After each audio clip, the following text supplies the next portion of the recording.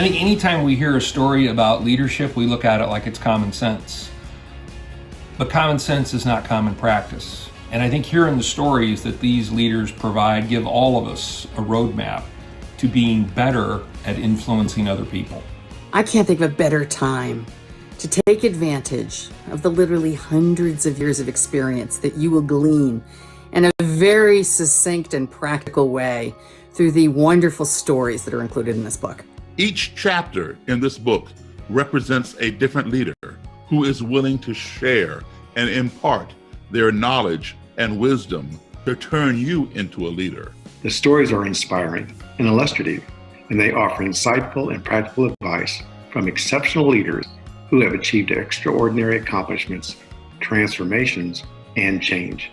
I know that I've always found the most important thing I can do is watch other leaders. What makes them successful, and what can I emulate that might make me a better leader? The personal stories of how individual leaders overcame the challenges that they were facing is going to be most helpful to people. I think one of the things folks can get out of this book is learning from someone else's mistakes, right?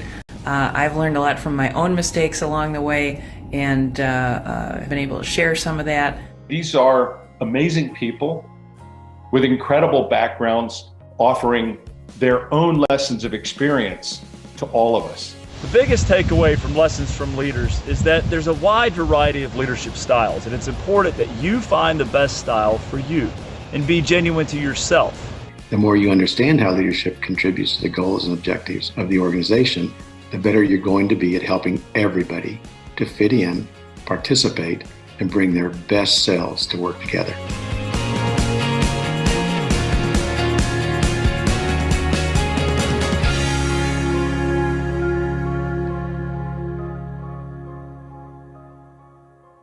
Hi everyone, and welcome to today's event. Please let us know where you're joining from in the chat section.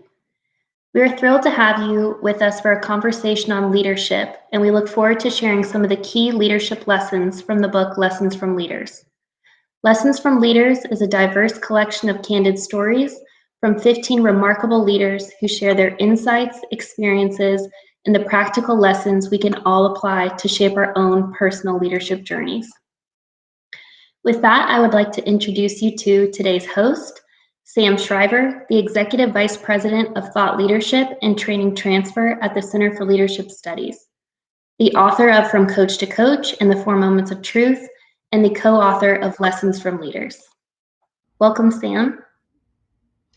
Susie, thank you very much. And on behalf of everybody at the Center for Leadership Studies, thank you very much for giving up what I know are your time from very valuable, very trying schedules. As I stutter here, I hope that communicates my excitement about our guest today. I think he's one of the most intriguing people I have ever had the opportunity to chat with. And I am confident if you haven't seen him before as well, you will feel the same way as we work our way through the next hour. So thanks again to all. Absolutely. So let's introduce our special guest, who is Daryl Davis, the rock and roll race reconciliator. He's an award-winning musician who became a civil rights activist and a best-selling author. He's credited with personally transforming the thinking of over 200 card-carrying KKK members. So thank you, Daryl, for being here with us today and for your contributions to Lessons from Leaders. Thank you, Susie, very much for inviting me. I really appreciate that. All right, Sam, let's go ahead and get started. Well, I tell you, Daryl, it is so good in so many different ways to see you once again. We were talking a little bit before we went live here that I wish everyone had the chance to see you, play the piano here during the next hour. But I don't think that's going to be an option. But maybe we can work something out when we put out the recording. But maybe just first and foremost, as you participated in the Lessons from Leaders process. So you were one of 15 interviews, and we had all of these different, compilations, in the book. What did you take from that, learn from that? How did that, process shape or form anything that you were thinking? Just any sort of general comments that you may have about that experience before we jump into the rest of our discussion. Yeah, sure. Sam, a lot of books on leadership are written by this author or that author, et cetera, and the whole book comes from his or her point of view and how, their protocols of leadership. And what makes this book unique is you have collected a number of leaders, all contained within one book. And each leader has his or her own style. But the one thing that they all have in common is that they all are very passionate about building better people, better thinkers, providing other people with skills that they may not have, or opening up latent energies within people to turn them into leaders. The best leader out there is one who can show somebody else how to be a leader. We all have followers and things like that, but let's turn our followers into other leaders, and that also enhances them and enhances ourselves. And that's what each one of the leaders in your book does. And I think, that is a characteristic of a true leader, one who is generous with their knowledge and can impart their knowledge and their skills to other people. Well, I sincerely appreciate that overview. Sometimes when I'm asked, like, okay, what are the commonalities? And again, in addition to the passion that you talk very eloquently about there, I think there's a real commonality of leaders at all levels out there that have distinguished themselves in one way or another. They're thoughtful people. It's kind of think, feel, do, right? They're thoughtful people. They put something into it, right? It's not ready, fire, aim. There's an intentional process they go through. The other thing when I say feel is one way or another, they get people to feel a certain way. They get people to let down their armor, if you will, and have a sense of trust where they're talking in real language and telling the truth. And to be honest with you, there's no one that not only we interviewed for the book or that I've ever come across in my 65 years of life that has done that more than you. I mean, I think your mantra goes something like, you've got ignorance and that breeds fear. You've got fear and that breeds hatred. And you have hatred and that breeds destruction. And to put those things into context and to be able to talk with some of the people that you talked with and listened to and got them to behave in a manner that was, it just boggles the imagination, is something amazing. And when you get down to the whole idea of do, leaders think, they feel, they do, there's really no approach. There's really no one way. There is just a wide diversity, in the chapters that we have of the manner in which people attack leadership. So I appreciate those comments. Yeah, Sam, I mean, you mentioned the word trust, and that is a key word in leadership, because, people who are going to follow somebody, the follower follows the leader, right? It has to be somebody that they're going to trust, somebody who they perceive to have their best interests at heart. Because I'll tell you something, one's perception is one's reality. And, you cannot change somebody's reality. Whether it's real or not, their reality is their reality. But what you can do is you can affect their perception. And so the most important thing is trust. And how do you develop trust? As a leader, or as anybody, you only have one opportunity to make a good first impression. If you're lucky, you may have a second or third opportunity to make some kind of impression, but you only have one opportunity to make a good first impression. And people will basically judge you on their first impression of you. And regardless of whether they like you or not, or whatever, if they find you to be credible, they're willing to accept you. Because there are people who come across very brash and very whatever. But if people find, hey, you know what, I don't care about that guy's style. I like what he's selling. I like what he's saying. I believe, in his transparency, or I trust him, regardless of whether he's polished or he's brash. That's what's important, because if you don't make that good first impression on that first opportunity, then you won't get a second. Chances are you won't get a second chance. Your credibility is your most valuable asset. And so it's like this. If let's say you ask a lady out for a date, and if you impress her the first time around, chances are you can ask her out again and she'll go. But if she's not impressed with you on that first date and you ask her out again, she'll tell you flat out no, or she'll come up with some excuse as to why she can't go out again. So, your credibility is key. And that is the key to gaining somebody's trust because you want a repeat visit with those people. Yes, there are certain people who have so much charisma that they impact you the first time they see you. It's like, wow, I will never forget this person. I sat in the room with him for an hour and he just blew my mind.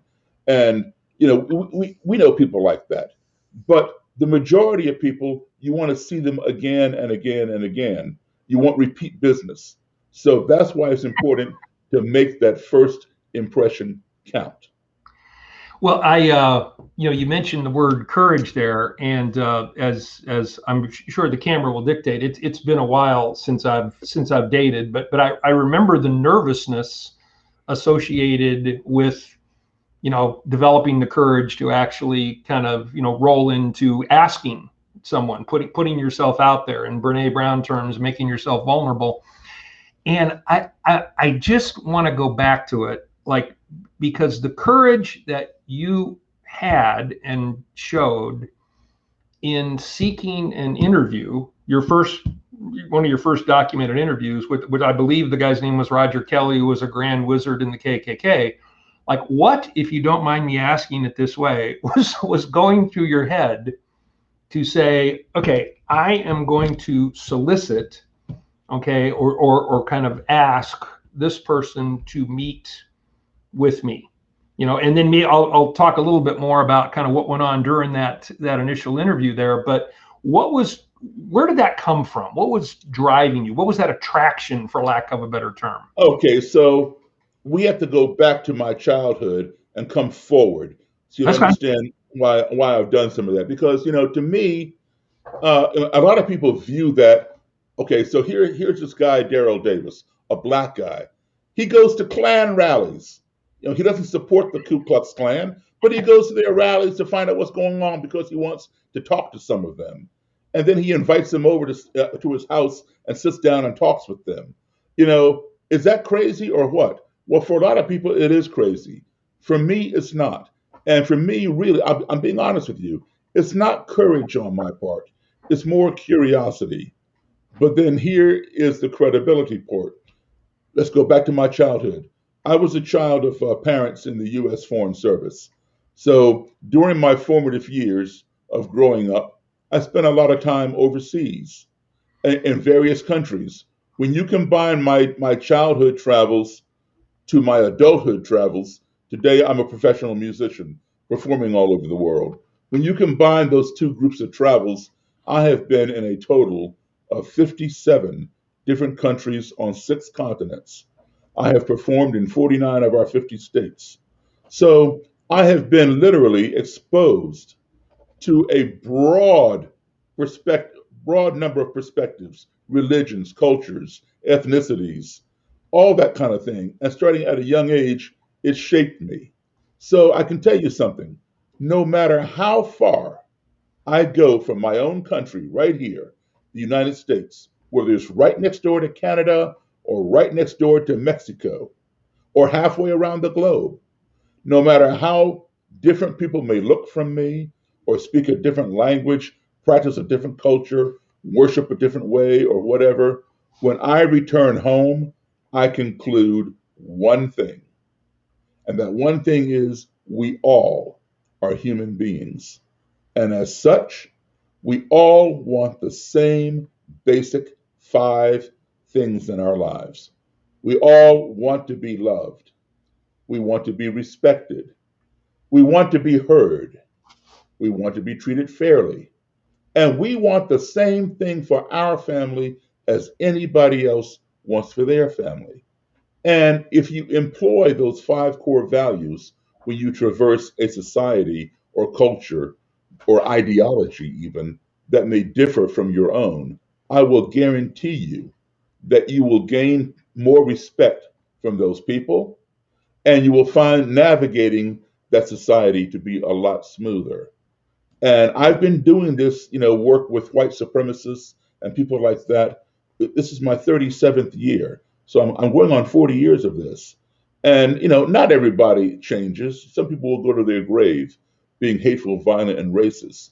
But my success rate is a lot higher than that. And that's because I I love people. I respect them. I allow them to be heard. We all want to be heard, and I treat them fairly. And I realize they want for their family what I want. So it's not a question of being fearful. It's a question of how we interact with people and our credibility and the ability to keep our emotions in check behind us. Don't put your emotions out in front of you, all right, because that will cause a conversation to devolve and become unproductive immediately. A missed opportunity for dialogue is a missed opportunity for conflict resolution. And, when I'm sitting there with a grand dragon or an imperial wizard in the clan, and I'm asking him, how can you hate me? You don't even know me. All you see is this, the color of my skin. And, well, Mr. Davis, black people are prone to crime. And that's evidenced by the fact that there are more black people in prison than white people. Now, you see, what he is saying is statistically true. There are indeed more blacks in prison than white people. But his reason for saying that and why he thinks black people are more prone to crime is faulty. But that's his perception. Why are there more blacks in prison? Sure, black people commit crimes, so do white people. But we know our judicial system is not exactly balanced. And we know that black people tend to get longer sentences or go to prison for crimes where white people got to go home or got a lighter sentence and things like that. That's why we've had so many moratoriums on the death penalty in this country, where more black people were being executed legally than white people for the same crime. So they put a moratorium on the death penalty so they can study it. I mean, what's there to study? We've been here for 400 years. If you haven't learned anything about us in 400 years, you're not going to learn anything now either. So the answer is not to study. Let's face racism and call it what it is. All right. So, like I said, one's perception is one's reality. So if he sees more black people in prison than white people, he perceives us to be more criminally minded. He also goes on to tell me that black people are inherently lazy, that we prefer to scam the government welfare system. And we always have our hand out for some kind of free program. So I'm just sitting here listening to the guy, right? I'm not pushing back. And then he tells me that black people are born with a smaller brain than white people. And the larger the brain, the more capacity for intelligence. The smaller the brain, the lower the IQ. So now within 10 minutes, I've been told that I'm a criminal, that I'm on welfare, lazy, and I'm unintelligent, I'm dumb. Now, most people would push back immediately, verbally. It may even escalate to physical contact. And here I am sitting here, allowing this guy to be heard, showing him respect, treating him fairly. Now, understand something.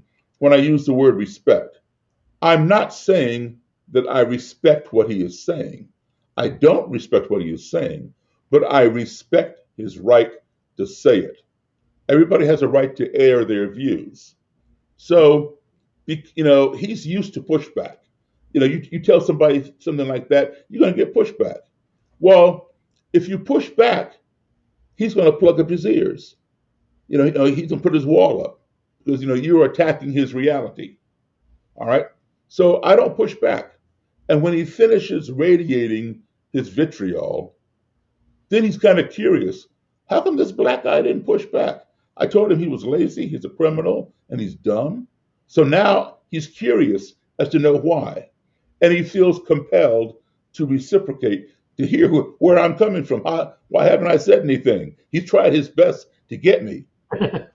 Well, I have my self-esteem in check.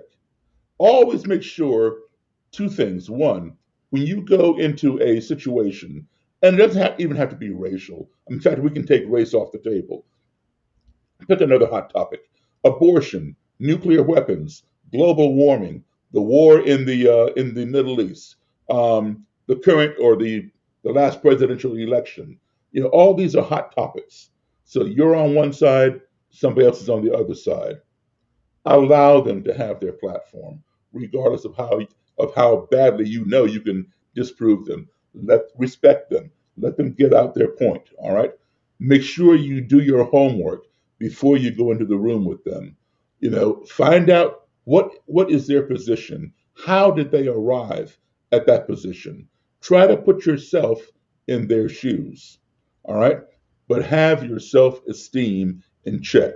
Because if you go into that room not knowing who you are, chances are they will tell you who you are, and you might leave that room believing them. So you want to have your self-esteem in check.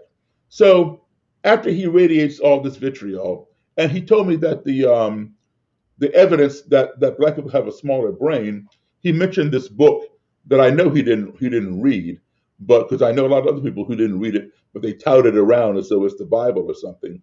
Was written by a Dr. Charles Murray called The Bell Curve, which indicated in the book that black people, have some deficiency in their brain where they are not genetically as competent as white people, which is a bunch of bogus stuff. But anyway, he says he mentioned the book, and then he says that our lack of intelligence is evidenced by the fact that black high school students consistently every year score lower on the SATs than white kids.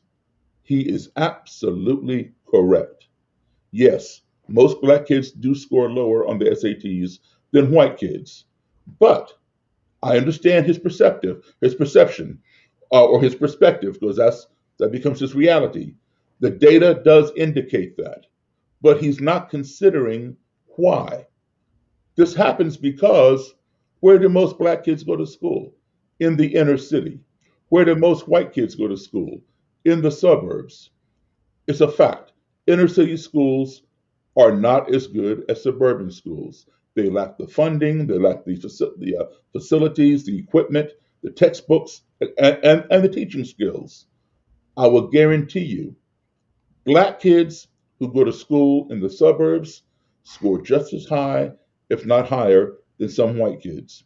White kids who go to school in the inner city score just as low, if not lower, than some black kids. Of course, there are always exceptions, but in general, that is the case. So it has absolutely nothing to do with the student's skin color or the size of his or her brain, but it has everything to do with the quality of the educational system in which that child is enrolled. So, like I said, I just sit back and I listen to him, and now he's radiated all his vitriol, and he wants to know what I think. And so now it's my turn to speak. Is what he has said to me offensive? Absolutely. Am I offended by it? Absolutely not. And why am I not offended by it? Because it doesn't apply to me. Why should I get offended by an untruth? All right. If my mother or my father had told me, Daryl, you know what? You're lazy. You don't clean up your room. Or Daryl, I think, you're prone to crime. You're a little devious. Or Daryl, you're kind of dumb. You need to bring your grades up. Maybe I would believe them. They brought me into this world and they raised me. So they have a little more credibility than somebody who just walks in my room and sees my skin color and makes all these assertions after 10 minutes of knowing me.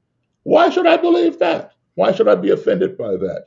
Keep your emotions behind you. All right. Know who you are, because they're going to try to tell you who you are. All right. So there. So I say, now it's my turn to speak. Rather than go on the offense, which I could do, I could say, no, you and people like you in your clan are the criminals. You go around hanging black men from trees and bombing black churches and dragging black people behind pickup trucks.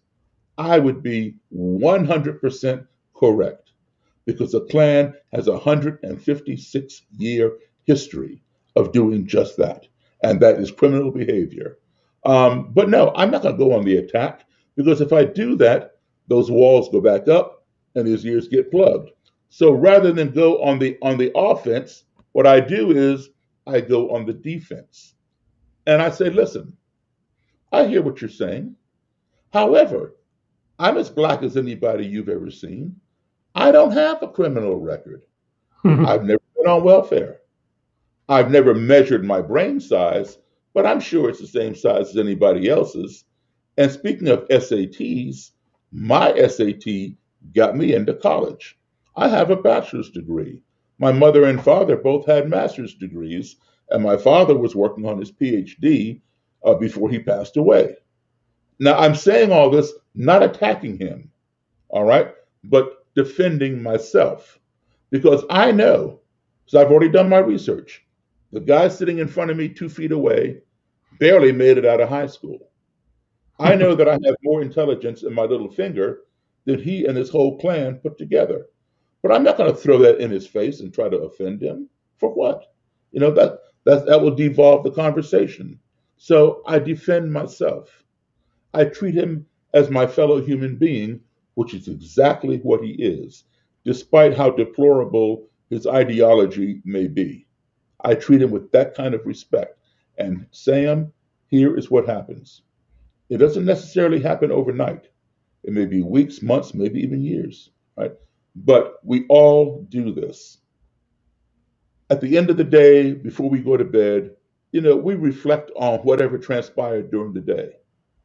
And I know this for a fact because I've been doing this for 37 years, and I've heard Klan people come back to me and tell me what happened when they leave the Klan. They go home and they think about these things, and they're like, you know, man, I just had a 3-hour conversation with a black man, and we didn't fight. You know, we didn't come to blows. You know, we might have gotten a little bit loud, but, you know, what Daryl Davis said, it made sense. Oh, but he's black. Well, what he said was true. Oh, but he's black. So they begin having a cognitive dissonance where they know what I said was true, either because they researched it and found it to be true, or they already knew that it was true, but they did not want to accept the fact that the source of the truth came from a black person. That just did not compute, because after all, they are a white supremacist. I am inferior. So how can I be telling the truth and they didn't know it, you know, when they're supreme? So it becomes a cognitive dissonance. But when they realize it's true, they have a dilemma. Do I consider his skin color and I mean, do I disregard his skin color and accept the truth and change my direction and go and renounce my ideology? Or do I consider the fact that he's black and continue living a lie? That becomes their dilemma. And fortunately, for most of them, not all, but most of them, they want to accept the truth and lead an honest life, be credible. So they toss it around for a while, and then the truth prevails, and they change. And that's how I've ended up with just under 60 robes and hoods. Yeah. And hundreds of other pieces of neo-Nazi and KKK memorabilia from active members who were participating in those activities when they met me, and now they're out of them. Some of them even come out with me and lecture with me. Yeah, that is, I'm so glad we worked our way through that for people that may not have heard it before. And as you might imagine, the chat function here has been lighting up like crazy. And one in particular, talking about your approach, said it is so authentic and so grounded in real emotional intelligence.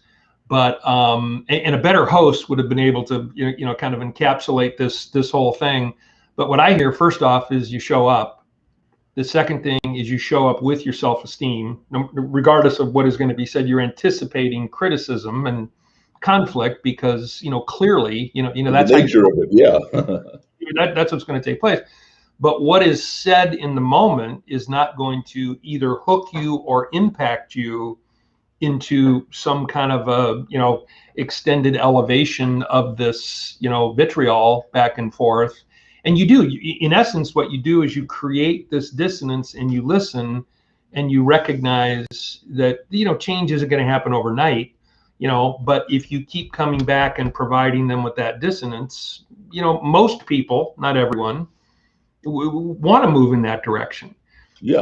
With all of that as background, and maybe focusing a little bit more here on what you have seen this year, 2021. You mentioned the election. We have a Sure. kind of what's out there. You've been booked back to back to back to back. We're honored to have you on this. But what have you seen, and what should we be hopeful about, or what should we be concerned about in the context of leadership and all of those various challenges that are taking place out there in the world as we talk? Okay, sure. The person who asked the last question there mentioned the term emotional intelligence. Very important. And then I'll get to what we've seen today in 2021 and 2020. Sure. Also very important is this. Oftentimes, we approach people with the wrong method of trying to impart information to them or to teach them. For example, some people are right-handed, other people are left-handed. It doesn't mean they can't use the other hand, but one hand or one side is dominant. It's the one they use the most. My father happened to be ambidextrous, one of those rare people. But most of us are either right or left-handed. We also are, because that's how we're wired. We also are wired to learn a certain way. Some of us learn orally. You can tell us how to do something or what to do, and we hear what you're saying, and we process it, and we do it. Others, they learn visually. You got to draw it out, draw them a map or directions or whatever. It doesn't make one better than the other.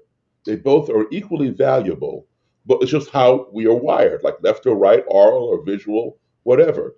We also are wired in how we make our decisions. Do we make our decisions based upon emotion, or do we make our decisions based upon logic? One is not better than the other. It's just how certain people are wired. Like this person might be wired 80%, I'm just making up numbers, 80% emotional, 20% logical, where somebody else is wired for 75% logical, 25% emotional. So if your adversary, let's say you're wired for logic, and the person that you're having this conflict with is wired for emotion, I don't care how logical you get. You're not going to sway somebody who's emotional with logic. They have to feel what you're talking about. All right. Just like if you're emotional and somebody else is logical, you can't tell them how you feel. They don't care about how you feel. They want to know about the data, the stats that counter what they know statistically. Like if you want to have an argument with a scientist or something like that, these people are an actuary. These people are data driven. You can't tell what I feel that there are more people who do this. No, not about what you feel. It's about what the numbers say, the stats. So you're not going to sway anybody with a counter argument that does not speak to them. And so here's the thing about perspectives and reality. Like I said before, you've got to appeal. I'll give you an example of a perspective and an emotion. Okay, this clan leader that I know, his wife was in the clan. He's in the clan. He was a leader, and he had the largest clan group in the country. Well, he was murdered, and his father, who was not in the clan, I went to this clan leader's funeral, and I played some hymns in the church for him during the funeral. His clan, appreciated that. This guy probably would have left the clan in about a year's time because he and I were becoming very, very friendly, and I could tell he was changing. But anyway, I met his father and his mom at the funeral. I'd never met them before. I'd been to some of his rallies, but they were against the Klan. They were not of that ilk, so they did not approve of that. But of course, they're there for their son's funeral, along with half the clan. Anyway, his father, was just distraught about the loss of his son, especially the way it happened. He was shot in the bed, and his father called me up. We know who did it.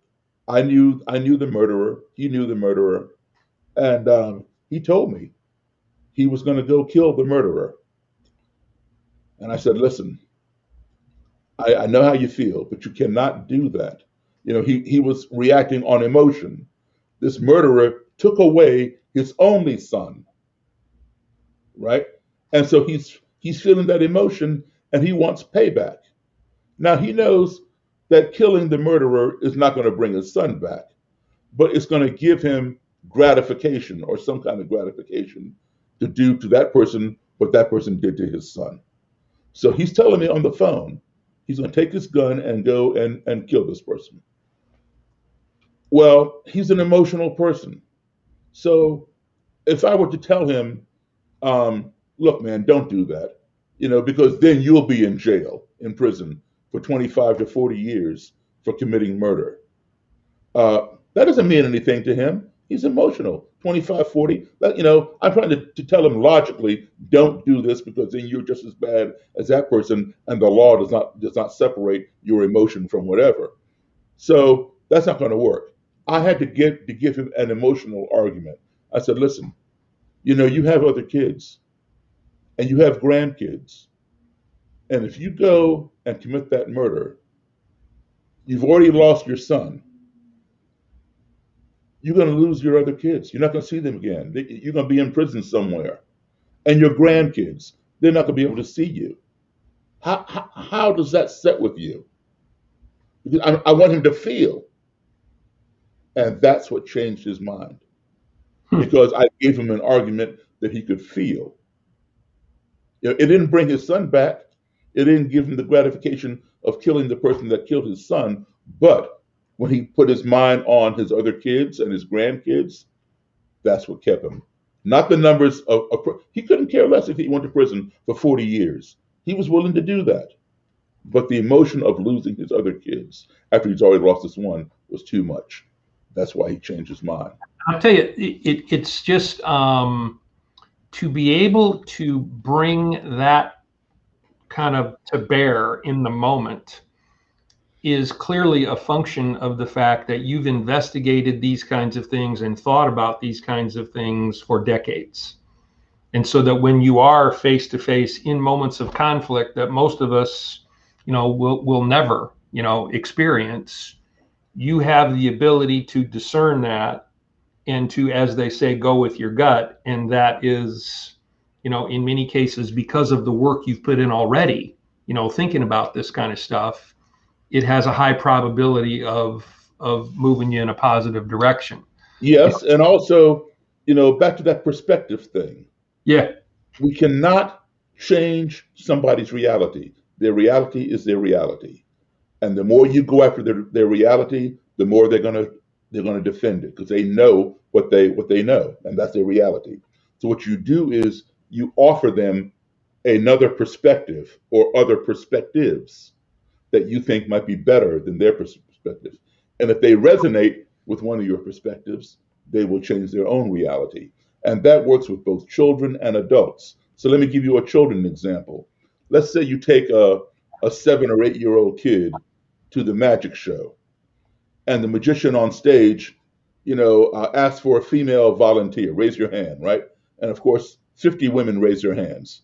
So he sees one, you in the red top, coming up here. So lady trots up on stage, what's your name? Where you from? She gives the information. It says, okay, I'm going to have you get in this long box, stick your legs out that end, and stick your head out this end, right? So she gets up there in the box. He closes the lid, takes a chainsaw, right, cuts that box in half. That 7 or 8 year old kid, man, that dude just cut that woman in half. He saw it with his own 2 eyes. That is his reality. And then the magician separates the 2 halves. He puts the half of the legs over on stage left and the half with the head over on stage right. This man has cut that woman in half, and you cannot tell that 8-year-old any different. And then he brings those two halves back together and opens the lid, and out comes the woman in full form. So then he comes home and tells you, Dad, man, I just saw this magician cut this woman in half with a chainsaw. And, oh, son, that wasn't real. Oh, yes, it is. I saw it. And the more you tell him it's not real, the more he's going to defend it. So you're wasting your time trying to change his reality. He knows what he saw, and you are wrong because you were not there. You didn't see it. You know nothing about it. I saw it. He cut her in half. All right. Yeah. So what you do is don't go after their reality. Go after their perception, because one's perception is one's reality. So what you might say is this: do you think it's possible maybe the woman that he called up on stage, she might work for him? Maybe she's a plant in the audience, and she Is that even travels. possible? Yeah. Yeah, and she travels all over the world with him or wherever he tours. And those legs that you saw sticking out that end, maybe they were mannequin legs that look like her legs. And so she gets in the box, and the legs are already lying in there, and she sticks them out that end, and then she brings her own legs up under her chest. So she's, bunched up on this half of the box. So when he cuts the box in half, the dummy legs are over there, and her whole body is over here. And then when she comes back together, she just pulls those legs out and gets out of the box. So the 7 or 8-year-old says,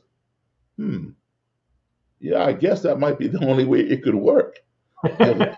So what you have done is you have offered a better perspective. And the child resonated with that perspective, and he changed his own reality. That's how you do it. The media keeps saying Black musician converts X number of white supremacists or KKK people. No, I did not convert anybody. I didn't even convert one of them. But I am the impetus for over 200 white supremacists, neo-Nazis, KKK people to renounce their ideology. They converted themselves because I gave them better perspectives. Yeah, and just to connect one dot there before we get to sort of what you've been seeing here recently, it's kind of like you talked about when you're confronting or in a discussion with somebody else, it starts with respect. And Right. So in the context even of having the conversation with the 7 or 8-year-old, it's sort of like you're maintaining their dignity and sort of facilitating them through a logical process that isn't their current reality. This is really chess as opposed to checkers, and Right. it's really, really insightful. But back to our reality, which is we got ballpark 15 minutes left, and I really would like to hear from you on this for selfish reasons, if nothing else. But I saw a post you made, I think it was last Thanksgiving, where it was like a plea to everyone, regardless of who you plan on voting for or whatever, or who you voted for. Don't let the election spoil the holiday. That's right. Just what, let's be able to put all of this into a bigger perspective here. How has that been playing out in your travels? Kind of, this year, like what have you been seeing, and what are some positive signs and some things that, again, leaders at all levels, in the home and should be focused upon or thinking about? All right, here's a lesson to take home and think about. These problems, a lot of them stem from race and ignorance about race. And this problem was not created by Donald Trump or by President Obama or Bill Clinton or the Bushes or Reagans, whoever. This problem goes back hundreds of years. Right? It has been stirred up a lot more recently. It's something that should have been resolved decades ago, but we failed to address it. We preferred not to talk about it, keep it under the carpet, turn a blind eye, lock it in the closet. And now the pressure cooker did not have its valve released, and so it exploded. Exploded in Charlottesville. It exploded at the Capitol, 25 minutes from where I'm sitting right now. I live right across the Maryland line from Washington, D.C. I could be at the Capitol in 25 minutes in non-rush hour. Because we did not address these problems. So let's look at the incident last summer or last May with George Floyd, and I call it a lynching. To me, that's exactly what it was. In the past, when you let's pick a point that we'll say was one of the beginning points of the civil rights movement. Let's say 1955 with Rosa Parks and the bus boycott, and through the 1960s with Dr. King. The marches, boycotts, protests, sit-ins, demonstrations that you see back then contain predominantly all Black people. There was a smattering of white people who got it. They saw the vision, they knew what was right, and they joined us. They marched with us. They sat in with us. They boycotted. They protested and put up signs and demonstrated. But the majority of people were Black, and the powers that be, which is a polite way of saying the white establishment, the powers that be, when they looked at these protests, looked down at these things, what did they see? They saw a sea of Black people and only a handful of people who looked like them. So they're like this. They don't want to hear what we have to say. They shut us down. So the pages turn very slowly, right? I mean, they turn, but very slowly. By the time George Floyd was lynched, when the powers that be looked at those protests, what did they see? They saw a sea of Black people and a sea of white people marching together. They saw people who looked just like them, like the powers that be. And they're like, whoa, why are all those white people down there marching? They started pulling out their earplugs or putting in their hearing aids and started listening. Because in the past, when a police officer had committed something that we perceived to be, racially motivated or something, it took months and months and months before that officer was even charged. And then when he was charged, chances are he would never be convicted. Today, those charges are happening, boom, boom, boom, not months, months, and months. Within a few days, these people are being charged. Right? What is the difference? The difference is the collective voice. Not just Black people, but white people, Hispanic people, Asian people participating, all trying to for the same uniform request for equal justice. We don't want special justice. We want equal justice. And when you have that collective voice, things change a lot faster, especially when the collective voice looks like the powers that be.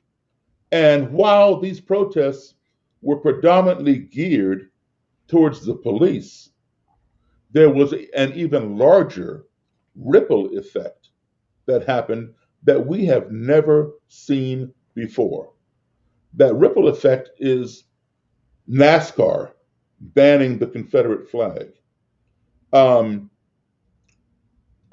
state of Mississippi, I should say the sovereign state of Mississippi, taking the Confederate portion of out of its own state flag. Food labels, Aunt Jemima, Uncle Ben, changing the labels, the branding.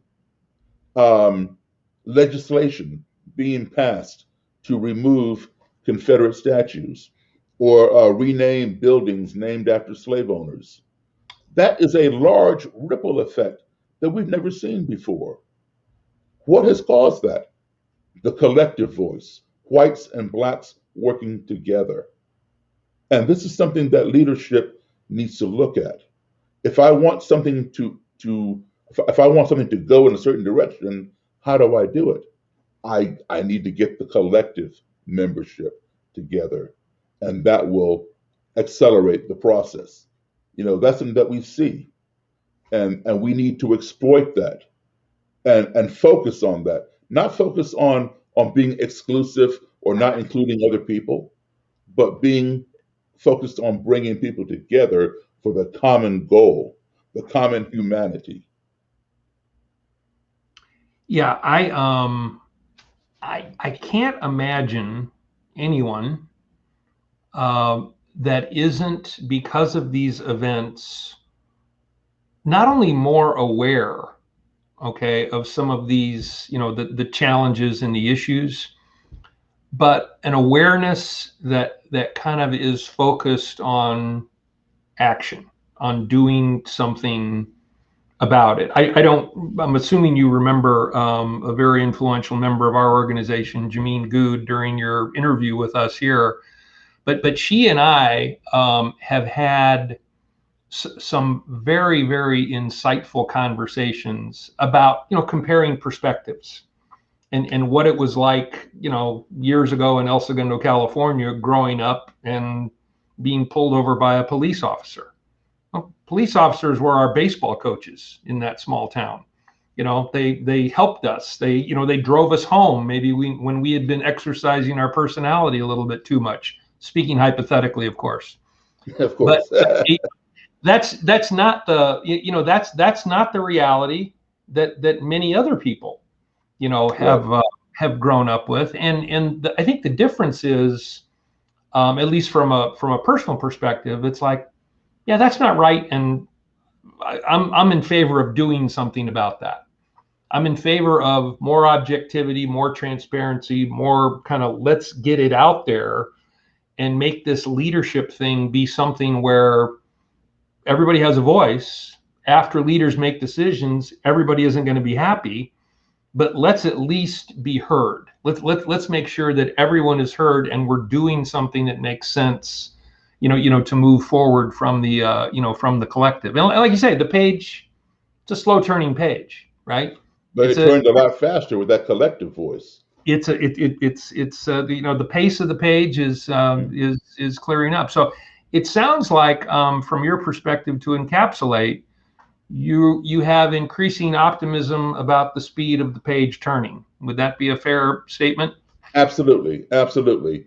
And but it turns, the more collective voice you have, the faster the page turns. And to the election thing and all that, and the Capitol insurrection, let me tell you what's going on there, and perhaps your audience will be very interested in this as well. Here's what's happening. When I was a child, the Black population in this country was 12%. Native Americans were 1%. Latino, Hispanic people were right around 2%. Asian people just over 3%. White people 84, 86%. All right. Today, in 2021, Native Americans remain at 1%. Asian people have grown to 6%, 5.9 or something. All right. Black people remain at 12%. We're like 12.9, almost 13%. So we really haven't grown, 12%. Hispanic people have grown to 17 point something percent. So if you take just 12% Black people, 17% Hispanic people, let alone the Asians or the Native Americans or anybody else, just those two groups, that right there, 12 and 17, is 29% non-white. This is happening. The shift. So while it is today, white people only make up 59%, say 60, but 59% from when we were kids. So they are losing their status slowly as the majority. It is well predicted in the year 2042, which is 21 years from now, this country will be 50-50 for the first time in U.S. history. 50% white and 50% non-white. Non-white meaning Black, Asian, Latino, etc. Mm-hmm. While there is a large segment of the white population in this country who is fine with that, say, that's no problem. It's evolution, it happens. I don't have a problem with that. There is also a segment of of our country, the white population, that is becoming unhinged about that. And they're freaking out because when you have sat on the throne of power for 400 years, you don't want to get off. I mean, just recently we had a man sitting on the throne of power for 4 years. He didn't want to get off, right? So you imagine if he'd been up there for 400 years. So they are becoming unhinged. What people in the Klan and the neo-Nazis and the alt-right tell me, they tell me, Daryl, I don't want my grandkids to be brown. They call it the browning of America or white genocide through miscegenation. So they're trying to stop that. And, this is why they wanted to overturn the election. You see all these mantras or slogans, take our country back, build that wall again, all this other kind of stuff. And they, in 1999, a lot of people were freaking out about the year 2000. They thought the world was going to blow up. Their VCR was going to stop working. The computers at the bank were going to crash, lose all their money. People were literally taking their money, their cash, out of the bank and hiding it under their bed or burying it in their backyard. They called it Y2K. Remember that, right? Oh, well, yeah. that anxiety. 2042 is the white supremacist Y2K.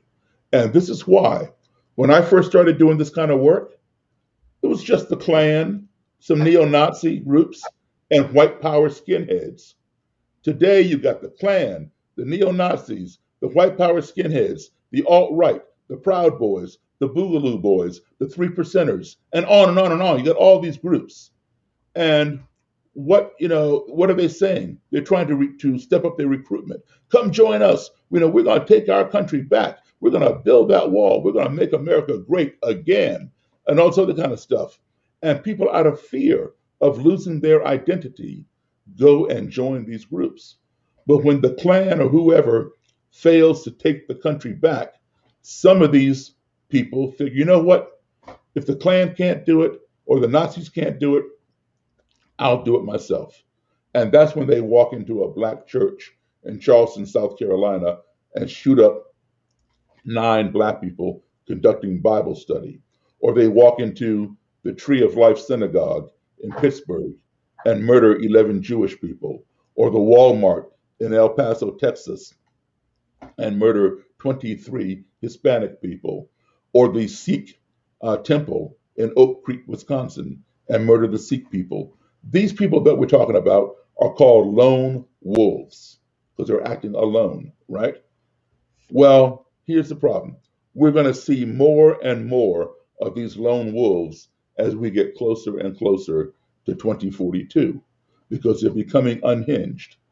And in fact, you saw one a couple months ago when that 17-year-old boy came from my home state, Illinois, with his gun into Wisconsin, into Kenosha, and shot 3 protesters, murdering 2 of them and injuring the 3rd one, and then he went home. That was a lone wolf, 17 years old. When the governor of Michigan, there was a plot to kidnap her and murder her. We have operatives, we have intelligence agencies that can join some of these groups and gather intelligence and foil these plots, all right? Because we had operatives in that Michigan group that was going to do that, and that's how we were able to prevent them from succeeding, because we had intelligence agents in there undercover.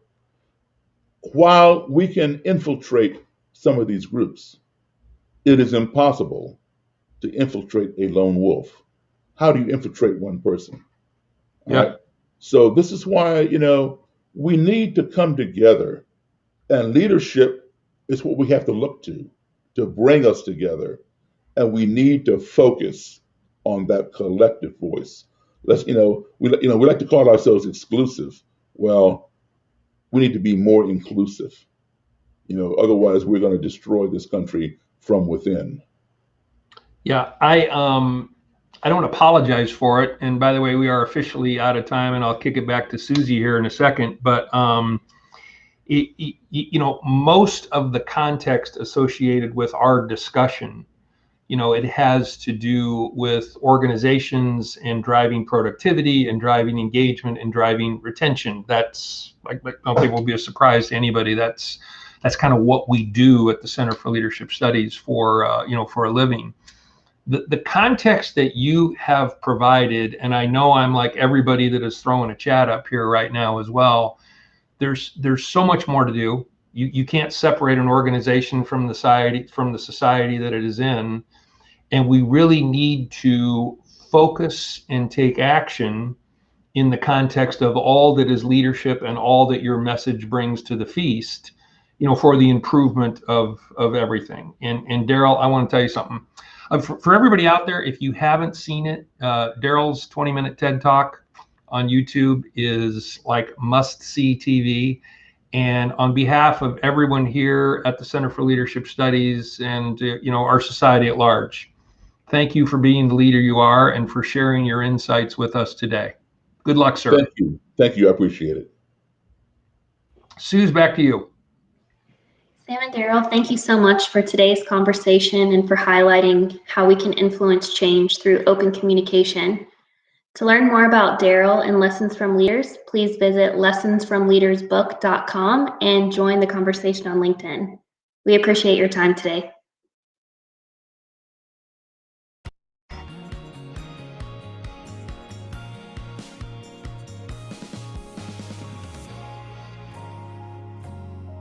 This book will give you a wide array of really interesting, thoughtful, and practical ideas from some incredibly wise people. It provides such a rich variety of leadership journeys from so many great leaders with different backgrounds, experiences, and areas of focus and service. I think you're going to find this entertaining, it's going to be practical, and it's lessons from leaders that you can take back and use. Pick up a copy of Lessons from Leaders.